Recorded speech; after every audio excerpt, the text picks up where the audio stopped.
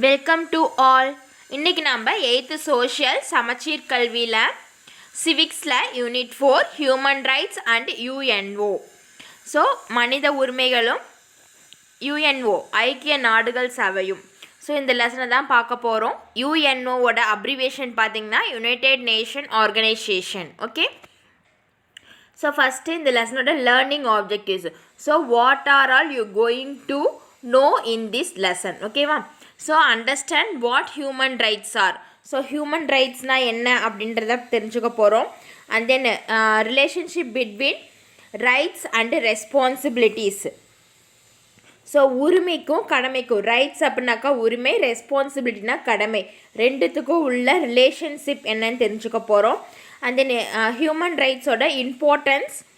And then you going to know the human rights belong to everybody. So எல்லாத்துக்குமே human rights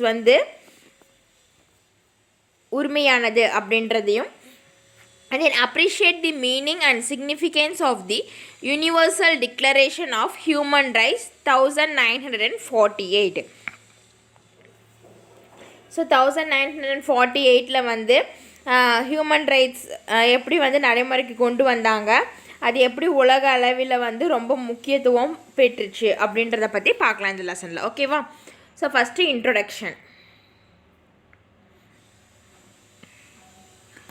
Everybody is born equal. Each individual in the world has the right to lead a dignified life of his or her own choice. Human rights are related to individuals and society.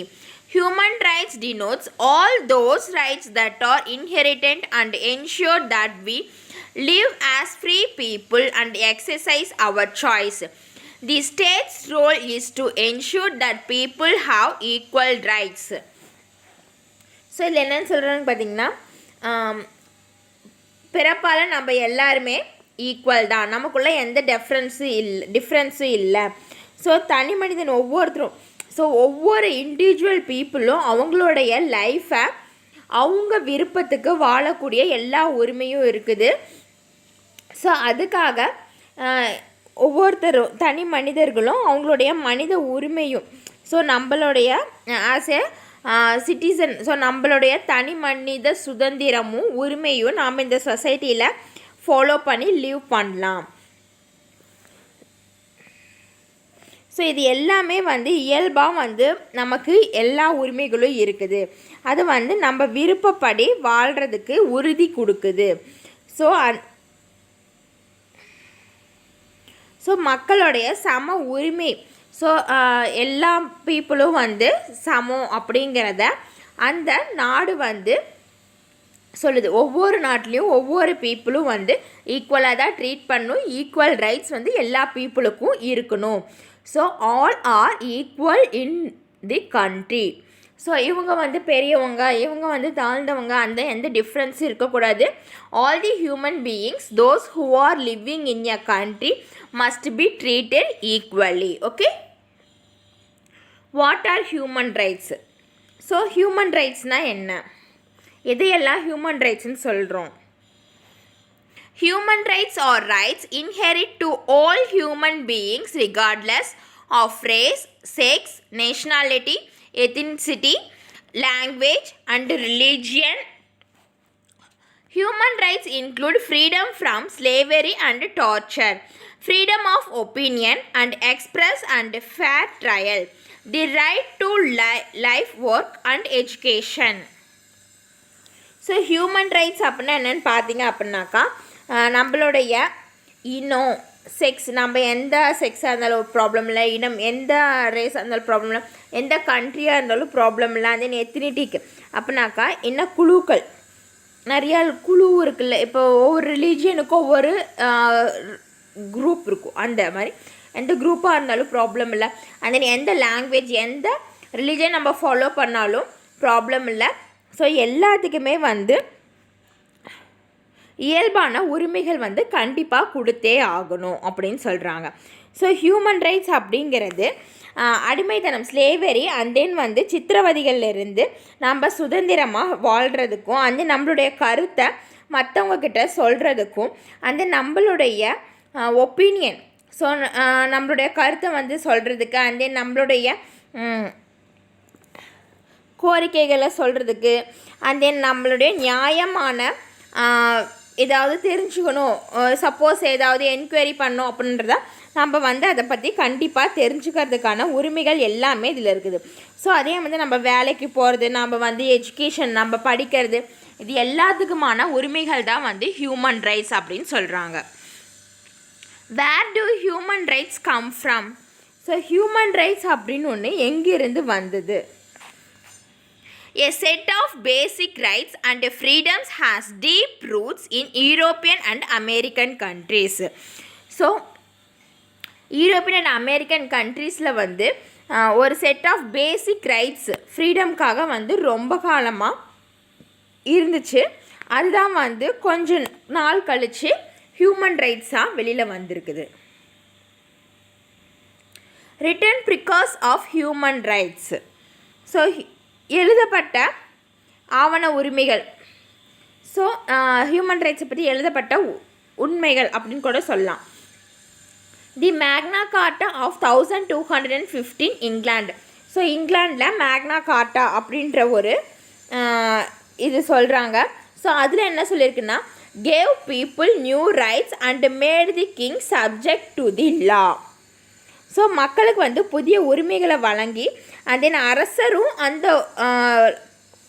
அந்த உரிமைக்கு கீழே, அந்த சட்டத்திற்கு கீழே வரணும் அப்படின்னு சொல்கிறாங்க. தி petition of right 1628, இதுவும் England, set out the rights of the people. So மக்களோட உரிமைகளை வந்து ஒரு தொகுப்பாக அவங்க வெளியிடுறாங்க. The habeas corpus act of 1679, England, an act for the better securing liberty of the subject. So மக்களுடைய சுதந்திரத்தை பாதுகாக்கிறதுக்கான சட்டம் தான் இந்த ஹேபியஸ் கார்பஸ் அப்படிங்கிறது. The English bill of rights of 1689 set out certain basic civil rights. So குடிமக்களுக்கான உரிமைகளை சில அடிப்படை உரிமைகளை, சமூக உரிமைகளை அவங்களுடைய பீப்புளுக்காக ஏற்படுத்தி கொடுக்கறது.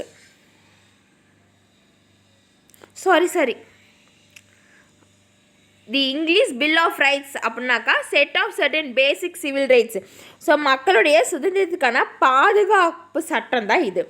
And then French declaration on the rights of the man and citizen. So இதுதான் வந்து மக்கள் வந்து, ஸோ ஒரு சமுதாயத்தில் இருக்கிற எல்லா குடிமக்களுமே வந்து சம உரிமையை வந்து அமைச்சு தரது. The US constitution and bill of rights 1791 safeguards the rights of the citizen.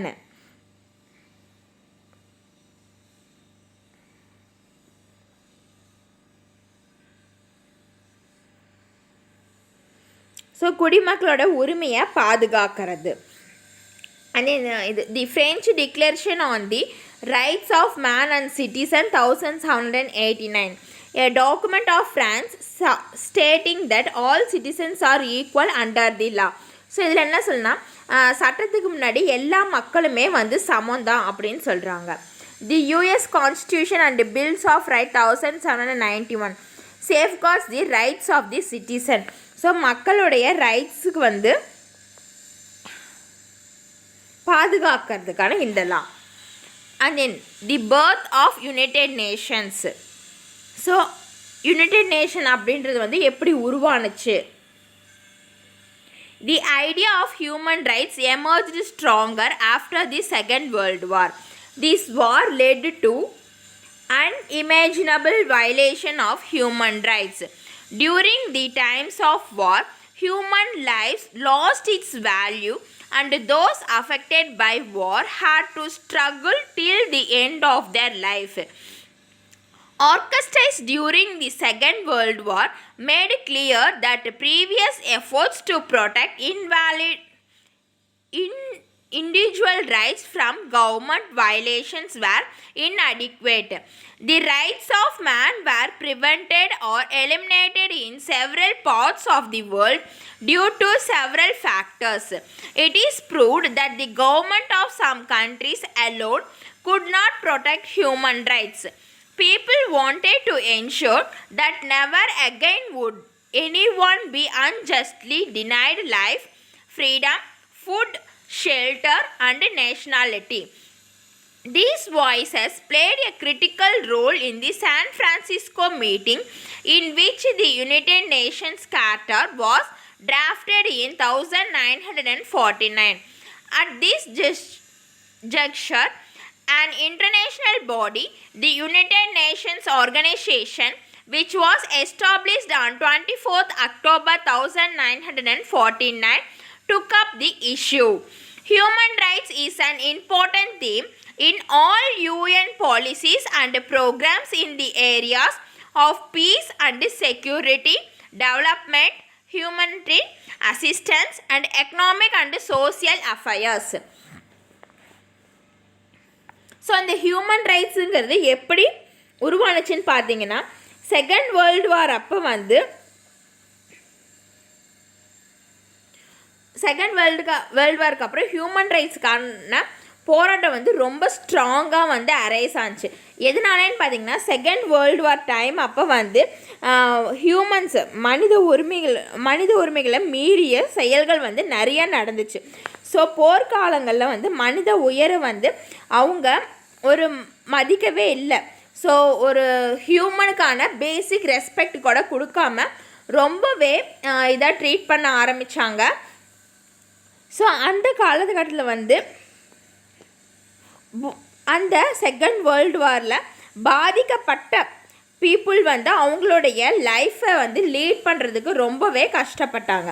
So அந்த மாதிரி சமயத்தில் தான் வந்து இந்த ஹியூமன் ரைட்ஸ் வந்து உருவானுச்சு. ஏன்னா ஒரு இண்டிவிஜுவல் பர்சனோட உரிமைகளை வந்து பாதுகாக்கிறதுக்கு எந்த ஒரு கவர்மெண்ட்னாலையும் தனிப்பட்டு செயல்பட முடியாது. ஸோ இது வந்து எல்லாருமே ஒன்றா சேர்ந்தால் தான் செயல்படுத்த முடியும் அப்படின்றத ஒரு முடிவுக்கு கொண்டு வந்தாங்க. ஸோ இந்த மாதிரி உலகத்தில் பல பகுதிகளில் பல்வேறு காரணத்தினால மனித உரிமைகள் மறுக்கப்பட்டன அல்லது நீக்கப்பட்டனன்னு கூட சொல்லலாம். ஸோ இந்த சமயத்தில் தான் ஒரு நாட்டில் இருக்கிற கவர்மெண்ட்னால் மட்டுமே மனித உரிமையை பாதுகாக்க முடியும் அப்படின்றத நிரூபித்தாங்க. ஸோ அதுக்காக ஒரு நாட்டில் வாழக்கூடிய மக்கள் வந்து அவங்களுக்கான இது வந்து என் நாடு, எனக்கு இங்கே சுதந்திரம் இருக்குது, எனக்கு இங்கே ஃபுட்டு இருக்குது, எனக்கு இங்கே தங்குற இடம் இருக்குது அப்படின்ற ஒரு நம்பிக்கை அந்த பீப்புளுக்கு வரணும். அந்த சுதந்திரம் தான் மனித உரிமை அப்படின்ற மாதிரி ஒரு வாய்ஸ் வந்து சான் ஃப்ரான்சிஸ்கோவில் ஒரு மீட்டிங்கில் வந்து ஸ்டார்ட் பண்ணுறாங்க. ஸோ எந்த இயருன்னு பார்த்தீங்கன்னா 1945. ஸோ அந்த மீட்டிங்கோட ரிஃப்ளெக்ஷனாக தான் இந்த யுனைடெட் நேஷன் ஆர்கனைசேஷன் அப்படின்ற ஒன்று வந்து 24th October 1945 வந்து ஸ்டார்ட் பண்ணாங்க. ஸோ இந்த ஹியூமன் ரைட்ஸோட இம்பார்ட்டண்டான ஒரு தீம், இது உருவானதுக்கான முக்கிய காரணம் அப்படின்னு என்னன்னு பார்த்தீங்கன்னா, மனித உரிமையை வந்து பாதுகாக்கிறது. அண்ட் தென் அவங்க வந்து எதில் கவனம் செலுத்தாங்கன்னு பார்த்தீங்கன்னா, நாட்டோட அமைதி, அண்ட் தென் பாதுகாப்பு, அண்ட் தென் நாட்டோட மேம்பாட்டு, அதனுடைய economic growth, and then social அஃபேர்ஸ்க்கு, அண்ட் தென் மனிதாபிமான அற்ற செயல்களை வந்து அவங்க எதிர்த்து மக்களுக்கு ஹெல்ப் பண்ணுறது, இந்த மாதிரி விஷயத்துக்காக இந்த வந்து யுனைடெட் நேஷன் ஆர்கனைசேஷன் அப்படின்னு ஒன்று வந்து ஸ்டார்ட் பண்ணாங்க.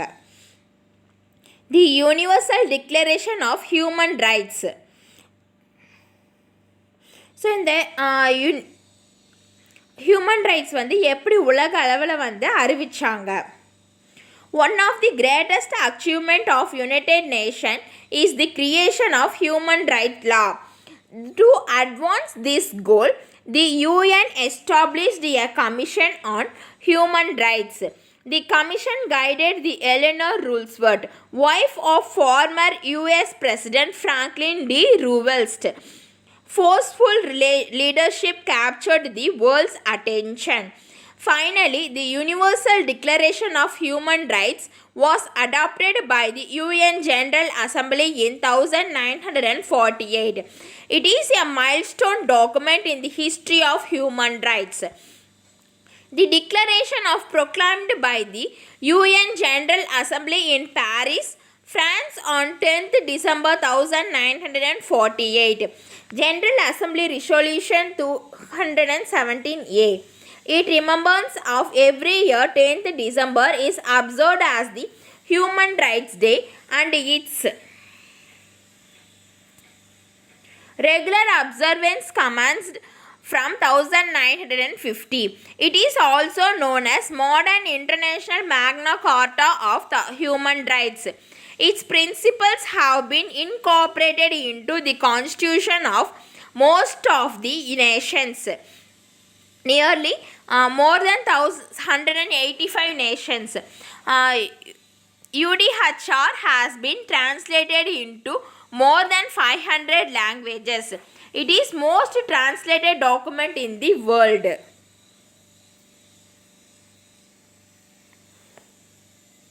So in the United Nations Organization, இது வந்து ஹியூமன் ரைட்ஸ் லா வந்து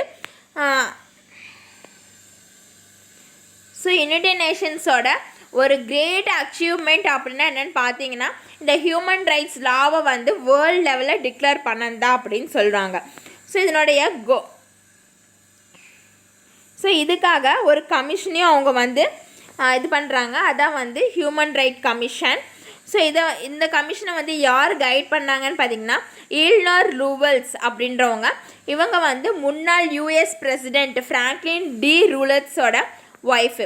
ஸோ அவங்களுடைய லீடர்ஷிப்பில் தான் வந்து இது வந்து இந்த ஹியூமன் ரைட்ஸ்க்கான லா வந்து பாஸ் ஆனிச்சு. அண்ட் தென் இந்த ஹியூமன் ரைட்ஸ் டிக்ளரேஷன் வந்து எப்போ வந்து இது பண்ணாங்கன்னு பார்த்தீங்கன்னா ஜென்ரல் அசம்பிளியில் 1948 இது பண்ணாங்க. இது வந்து ஹியூமன் ரைட்ஸ் ஹிஸ்ட்ரியிலேயே ஒரு மிகப்பெரிய அச்சீவ்மெண்ட்னு சொல்கிறாங்க. ஸோ இது வந்து என்றைக்கு வேர்ல்டு லெவலில் டிக்ளேர் பண்ணாங்கன்னு பார்த்தீங்கன்னா ஃப்ரான்ஸில் பாரிஸ் அப்படின்ற ஒரு பிளேஸில் ஒரு மீட்டிங் கண்டக்ட் பண்ணுறாங்க. அந்த மீட்டிங்கில் 10th December 1948 general assembly resolution 217A அப்படின்னு ஒரு ஆக்டில் வந்து இதை பாஸ் பண்ணுறாங்க. ஸோ அதனால் எவ்ரி இயர் 10th December வந்து ஹியூமன் ரைட்ஸ் டேவாக வந்து செலிப்ரேட் பண்ணுறாங்க. ஸோ இதுக்காக இதை வந்து 1950 ரெகுலர் பண்ணியிருக்காங்க. ஸோ 1950 எவ்ரி இயர் December 10 வந்து ஹியூமன் ரைட்ஸ் டேவாக வந்து அனௌன்ஸ் பண்ணியிருக்கிறாங்க. And then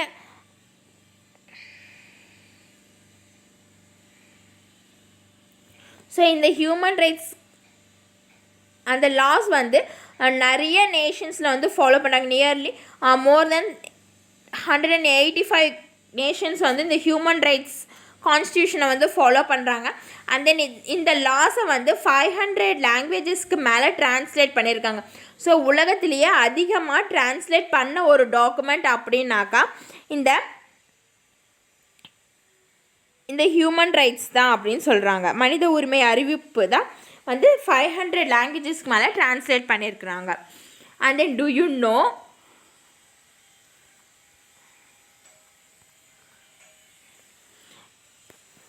Preamble of UDHR. All men are born free and all are equal in status and rights. They are endowed with intelligence and conscience and obliged to promote the spirit of common brotherhood among all men. So humans மனிதர்களான எல்லாருமே வந்து சுதந்திரமாக தான் பிறக்கிறோம். At the same time எல்லாருமே வந்து மதிப்பிலையும் சரி உரிமையிலையும் சரி சமமானவர்கள் தான். ஸோ அவங்களுக்குள்ள அறிவாற்றல் அந்த இன்டெலிஜென்ஸ் அண்ட் தென் கான்சியன்ஸ் மனசாட்சியும் நேச்சுரலான பேசிக்காகவே நமக்கு அதெல்லாமே இருக்குது. ஸோ எல்லா மக்களுமே வந்து பொதுவான ஒரு பிரதர்ஹுட் சகோதரத்துவத்தோட எல்லோரும் ஒன்றா இருக்கணும். அந்த உணர்வு வந்து எல்லா பீப்புளுக்கும் வரணும் அப்படின்றது தான் அவங்களுடைய முக்கிய கொள்கையாக இருந்துச்சு. அந்த நீங்கள் தி சைரஸ் சிலிண்டர் 539 BCE. இது என்னன்னு பார்த்தீங்க அப்படின்னாக்கா, Cyrus the great, the first king of ancient Persia, freed the slaves and declared that all people had the right to choose their own religion and established racial equality. These and other decrees were recorded on a baked clay cylinder in a Akkad language in cuneiform script. It is translated into all 6 official languages of the United Nations, and its provisions parallel the first 4 articles of the Universal Declaration of Human Rights. So Cyrus அப்படிங்கிறவங்க வந்து ஒரு great king.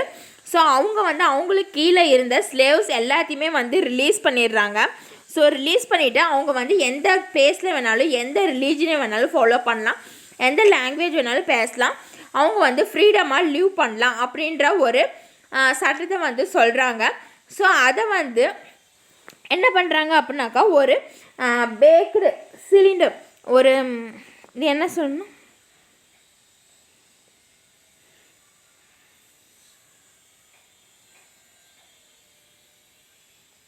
Uniform அப்படின்ட்டு ஒரு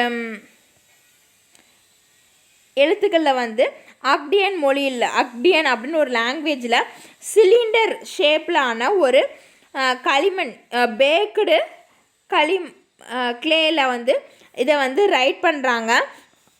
இதை வந்து United நேஷன்ஸில் வந்து 6 முக்கியமான லாங்குவேஜஸில் 6 official லாங்குவேஜஸில் இதை பப்ளிஷும் பண்ணுறாங்க.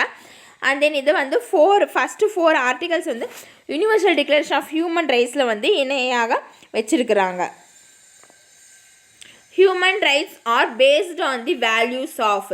ஸோ ஹியூமன் ரைட்ஸ் வந்து என்னென்ன வேல்யூஸ் வந்து பேஸ் பண்ணி இருக்குதுன்னு பார்த்தீங்கன்னா, டிகினிட்டினா கண்ணியம், அண்ட் தென் ஜஸ்டிஸ்னா நீதி, அண்ட் தென் ஈக்குவாலிட்டினா சமத்துவம். First dignity, the right to life, the right to integrity, the prohibition of enforced labour, slavery and degrading punishment.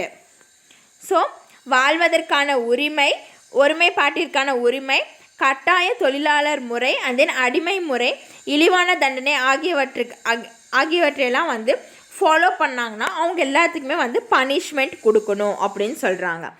And then justice, the right to fair trial, proportional punishment to crime, the right not to be trialled more than once for the same crime.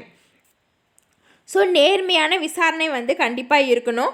And then அவங்க என்ன தப்பு பண்ணுறாங்களோ அதுக்கு தகுந்த மாதிரி தண்டனை கொடுக்கணும். So ஒரு தப்புக்கு சப்போஸ் அவங்க தப்பு பண்ணியிருக்காங்களா அப்படின்றத வந்து மோர் தேன் ஒன்ஸ் வந்து விசாரிக்கலாம். ஆனால் வந்து கரெக்டான பர்சனுக்கு தான் தண்டனை கொடுக்கணும் அப்படின்னு சொல்கிறாங்க. அண்ட் தென் ஈக்குவாலிட்டினா சமத்துவம், equality before law, no discrimination on race, religion, gender, age, ability or disability etc. So சட்டத்துக்கு முன்னாடி எல்லாருமே ஈக்குவல் தான். ஸோ அவங்களுக்குள்ளே எந்த ஒரு ஏற்றத்தாழ்வும் பார்க்கக்கூடாது. சப்போஸ் இவங்க வந்து இந்த ரிலீஜனை சேர்ந்தவங்க, இந்த ஜெண்டரு, ஸோ இந்த ஏஜ், இவங்களுக்கு வந்து கன்ஸ்ட்ரக்ஷன் கொடுக்கலாம், அந்த மாதிரி எந்த ஒரு ரிலேஷன்ஷிப்பும் இருக்கக்கூடாது. சட்டத்துக்கு முன்னாடி யாராக இருந்தாலும் ஈக்குவலாக தான் ட்ரீட் பண்ணணும் அப்படின்னு சொல்கிறாங்க. And then basic characteristics of human rights. So human ரைட்ஸ்க்கான ஒரு அடிப்படை காரணங்கள் அப்படின்னு சொல்லலாம். ஸோ இது வந்து உங்களுடைய second book back detail. Describe any 5 characteristics of human rights அப்படின்னு ஒரு டீட்டெயில் இருக்குல்ல, அந்த டீட்டெயிலுக்கான ஆன்சர். ஸோ இதில் வந்து டோட்டலாக பார்த்தீங்கன்னா 6 பாயிண்ட்ஸ் இருக்குது. இந்த 6 பாயிண்ட்ஸில் எனி 5 பாயிண்ட்ஸ் வந்து நீங்கள் ரைட் பண்ணணும் டீட்டெயிலில். ஃபஸ்ட்டு பார்த்தீங்கன்னா இன்ஹெரிட்டன்ட். ஸோ இது வந்து உங்களுக்கு ஸ்டார்ட் ஆகிடும். அண்ட் தென் நெக்ஸ்ட் பேஜில் இன்டர்டிபெண்டன்ட்னு ஒரு பாயிண்ட் இருக்குது, அது வரைக்கும். இது வந்து செகண்ட் டீட்டெயிலுக்கு. First inherent. ஸோ இன்ஹெரிட்டன்ட் அப்படின்னு என்னென்னு பார்த்தீங்கன்னா, இயல்பானவை. They are not guaranteed by any person or authority. So ஏதாவது ஒரு நடக்குது அப்படின்னாக்கா, ஸோ எந்த ஒரு தனி மனிதருக்காகவும் இல்லை அவங்களுடைய அதிகாரத்தை ஸோ ஒரு ஜஸ்டிஸே இருக்குது அப்படின்றாக்கா ஒரு தனி நபர்னாலேயோ இல்லை அவருடைய அதிகாரத்தினாலேயோ கொடுக்கக்கூடியதாக இருக்கக்கூடாது. ஃபண்டமெண்டல் அடிப்படை. They are fundamental rights because without them their life and dignity of man will be meaningless. So இது வந்து அடிப்படையான உரிமை. இது இல்லை அப்படின்னாக்கா ஒரு மனிதனோட வாழ்க்கையும் அவனுடைய டிக்னிட்டியும் மீனிங்லெஸ்ஸாக இருக்கும் அப்படின்னு சொல்கிறாங்க. அண்ட் தென் inalienable அப்படின்னாக்கா மாற்ற முடியாதவை. They cannot be taken away from the individual. ஒரு தனிப்பட்ட நபருக்காக எந்த ஒரு மாற்றத்தையும் கொண்டு வர முடியாது அப்படின்னு சொல்கிறாங்க. indivisible பிரிக்க முடியாதது. They can't be denied even when other rights have already been enjoyed. So மற்ற உரிமைகளை அவங்க என்ஜாய் பண்ணுறாங்க அப்படின்றதுக்காக இந்த உரிமையை அவங்களால பிரிக்க முடியாது. ஸோ இது எல்லாருமே வந்து ஒன்றோடு ஒன்று தொடர்புடையதான். யூனிவர்சல்னா உலக அளவில். They are universal. They apply irrespective of one's origin or status. They are enforceable without national border. So இது வந்து உலகமயமானது. ஸோ இந்த கண்ட்ரியில் தான் இப்படி அப்படின்ற ஒரு குறிப்பிட்ட எந்த ஒரு பாகுபாடும் கிடையாது. எந்த நாட்டுக்கு போனாலும் உங்களுடைய பேசிக் அடிப்படையான மனித உரிமைகளை நீங்கள் அனுபவிக்கலாம்.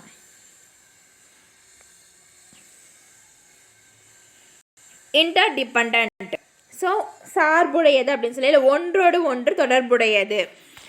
They are interdependent because the fulfillment or exercise of one human right cannot be had without the realization of the other. So இது வந்து ஒன்றோடு ஒன்று தொடர்புடையது தான்.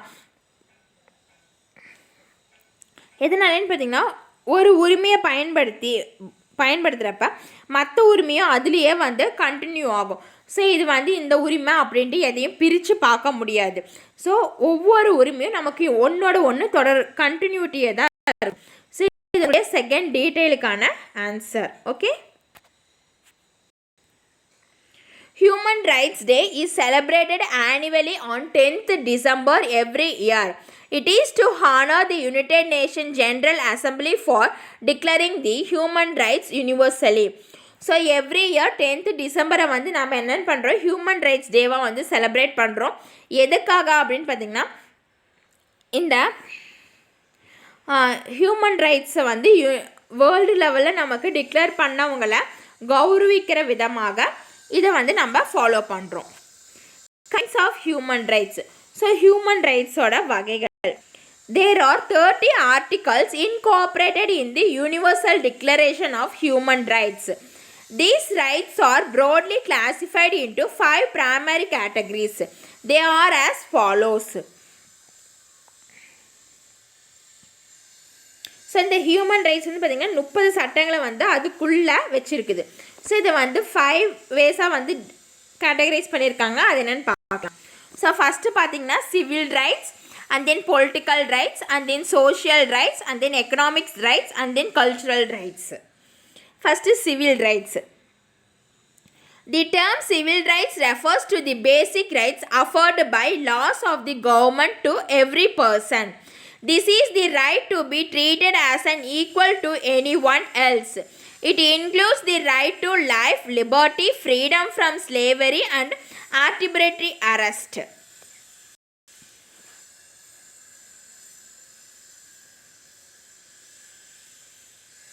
ஸோ சிவில் ரைட் அப்படிங்கிறது கவர்மெண்ட்னால ஒவ்வொரு பர்சனுக்கும் தரக்கூடிய ஒரு பேசிக் ரைட் தான். ஸோ இதில் என்னென்னா எல்லாருமே வந்து ஈக்குவல் அப்படிங்கிறது தான் சொல்லும். ஸோ இதில் என்னென்ன இன்க்ளூட் ஆகுனா every person have a right to live. So நமக்கான வாழ்வதற்கான உரிமை இருக்குது, அந்த சுதந்திரம் இருக்குது, அந்த அடிப்படை அடிமைத்தனத்துலேருந்து விடுவிச்சுக்கலாம். ஸோ நம்ம வந்து ஸ்லேவரி லைஃப் வாழணுன்ற நெசசிட்டி நமக்கு கிடையாது. ஸோ அந்த நியாயமாற்றம். ஸோ தேவையில்லாமல் நம்மளை யாரும் அரெஸ்ட் பண்ண முடியாது. இது எல்லாமே வந்து சிவில் ரைட்ஸ்குள்ளே வந்துடும். ஸோ எல்லாருமே வந்து ஈக்குவல். ஸோ கவர்மெண்ட் லா படி பார்த்திங்கன்னா எல்லாருமே ஈக்குவல் அப்படிங்கிறது தான் இது. And then political rights. Political rights are exercised in the formation and administration of a government. The civil and political rights are directly related to modern democracy. They protect the individual from the misuse of political power and recognize every individual's rights to participate in their country's political process. It includes the freedom of expression and peaceful assembly and right to take part in the government of one's country, the right to vote, the freedom of speech and obtain information. So political right அப்படின்றது பார்த்தீங்கன்னா நம்ம நாட்டோட கவர்மெண்ட்டை வந்து format பண்ணுறதுக்கும் அது அதை வந்து நிர்வகிக்கிறதுக்கும் ஆன ஒரு சுதந்திரம் தான். அண்ட் தென் இது வந்து சிவில் அண்டு பொலிட்டிக்கல் ரைட்ஸ் வந்து மாடர்ன் டெமோக்ரஸியில் ஒன்றோடு ஒன்று தொடர்பு உடையதாக இருக்குது. ஸோ இந்த பொலிட்டிக்கல் ரைட்ஸ் அப்படிங்கிறது வந்து தனி மனிதரோடைய சுயநலத்துக்காக யூஸ் பண்ணக்கூடாது. ஸோ இப்போ பொலிட்டிக்கலில் ஒரு பர்சன் வந்து பெரிய லெவலில் இருக்கிறாங்க அப்படின்னாக்கா அவங்க பவரை யூஸ் பண்ணி தப்பானவங்களுக்கு அவங்க எந்த ஹெல்ப்பும் பண்ணக்கூடாது. ஸோ தனி மனிதரோடைய சுதந்திரத்தை ஸ்பாயில் பண்ணக்கூடியதாகவும் இருக்கக்கூடாது. ஸோ இந்த ஒவ்வொரு தனிப்பட்ட மனிதரும் வந்து அவங்களுடைய கண்ட்ரிக்காக பொலிட்டிக்கலில் அவங்க வந்து தலையிடணும். அதே அவங்களுக்கு வந்து அவங்களுடைய கருத்தை வந்து சொல்கிறதுக்கும் அதே அமைதியான முறையில் கூட்டத்தை கூட்டுறதுக்கும் அந்த கவர்மெண்ட் ஆக்டிவிட்டீஸில் வந்து ஒரு பார்ட்டாக அவங்களும் இருக்கிறதுக்கான உரிமைகள் எல்லாமே இருக்குது.